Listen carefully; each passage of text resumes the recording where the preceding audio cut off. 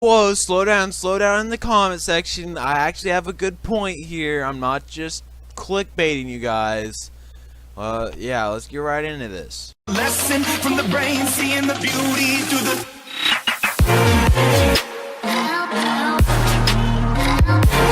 So today we're going to be talking about why NASCAR Heat 4 should be the last one.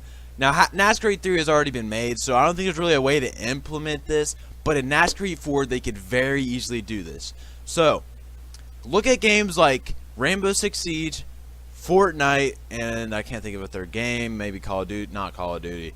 That's really it. Rainbow Six and Fortnite, two games that is very highly rated because they actually put effort into their game. And what they do is they came out with one game. Rainbow Six Siege came out like 5 years ago. Has it been that long? I think it's been a while. I know at least 3 years it's been out there, and it's still alive. It's still a thriving community. It's probably a bigger It's definitely a bigger community than NASCAR community. It's a bigger community than, I think it might be the biggest community other than Fortnite. I think it's Fortnite, then Rainbow Six, maybe PUBG. Those are the 3 main communities right now, and it's a thriving community. It's still growing as it goes on. It's got a system where there's seasons and season passes and all of that. There's a bunch. They're putting in new content all the time. And I remember this year. I don't personally play Rainbow Six, but it seems like a pretty lit game. I might get it here one day. I don't know if I find it on sale. But I was like, how's Rainbow Six Siege doing? He's like, oh yeah, they just came out with new opera. It's like, what? It's like, because it's been out for like 3 or 4 years, so they keep on putting new content. But I need to get to the point. Here. You guys are like, what the hell does this have to do with NASCAR? NASCAR needs to do is put out NASCAR Heat 3, run through that cycle, but when they're making NASCAR Heat 4, make it to where NASCAR Heat 4 is the last NASCAR. That sounds so weird to say.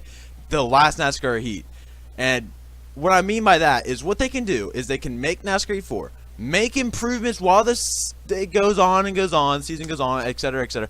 Also, I would start NASCAR Heat 4 at the beginning of the NASCAR season just to keep it intact, and then maybe like every time that someone puts in a new paint scheme, like every new paint scheme every week, then you put in the paint scheme. That's a paint scheme pack for that week, and then you can buy that, have a season pass where you can just buy it easy, like a pit pass is what it was called this year, and then there you go. And then, so we keep on going, make roster changes. There isn't any roster changes, add cars as you're going. You don't have to make a game. Remember, you don't have to make a new game. It's the same game. We get to the end of the NASCAR season, and then that's when you start working on improvements on the game, or maybe like towards the end.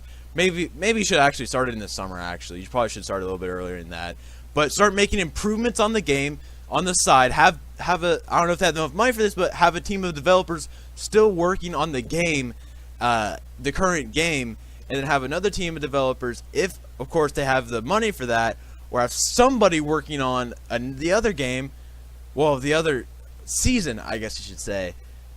Keep on going, and then when the season starts, maybe like a month before, release NASCAR Heat 5, what would be NASCAR Heat 5, or Season 2, or NASCAR 2019, or, see, this would be the 2000, I gotta do math here, it would be 2019, so 2000, I can't think of it. I think it'd be like 2020, 2021.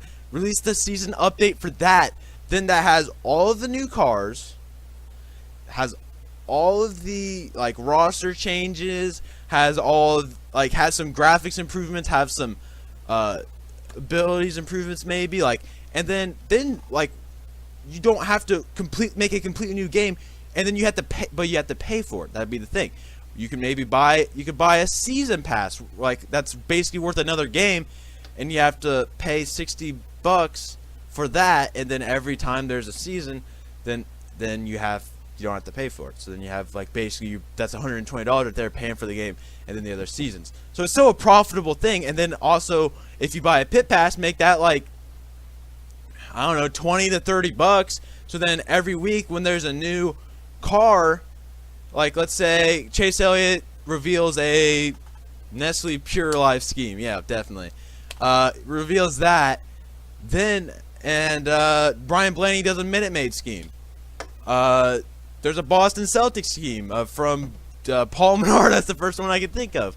Those three, and those are the only three new schemes. You put those schemes into a pack, and then make the pack like $1 or $2 if it's going to be that many, depending on how many it is. It would be how much it would be worth. But if you have a pit pass, then you can go ahead and have that already, and just keep on releasing new content as you get the paint schemes throughout the season. And then when the chase comes, have a whole chase schemes version of it, or make it, and also make it allowable to where we can put chase on it, because like if you were Dale Earnhardt, you couldn't have a chase scheme. Just say in Clinton Border. So I think this is legit. I think it's a legit thing. I think NASCAR 82 can do this. I think it would save money, and at the same time they would get more money, because then they don't have to make a new game. And then maybe like in the year 2025 or really far down the line, after a couple seasons have gone by, maybe make a new game if a new console comes out, or if you get a great improvement in graphics or something like that. But then that allows them, like, they don't have to start making a new game like a month or two after it starts. They just start making improvements on the game they already have, adding features that people are wanting. They can focus more on the people, not just focusing on making the new game and then focusing on the people like the last few months of development. And I think it's going to work, because it's not like the graphics really improved from 1 and 2. But I think NASCAR 3 needs to be a thing, because the graphics might improve a lot as the new Unity engine came out. But once we get NASCAR Heat 4, I think they need to do this. I think there does not need to be a NASCAR Heat 5.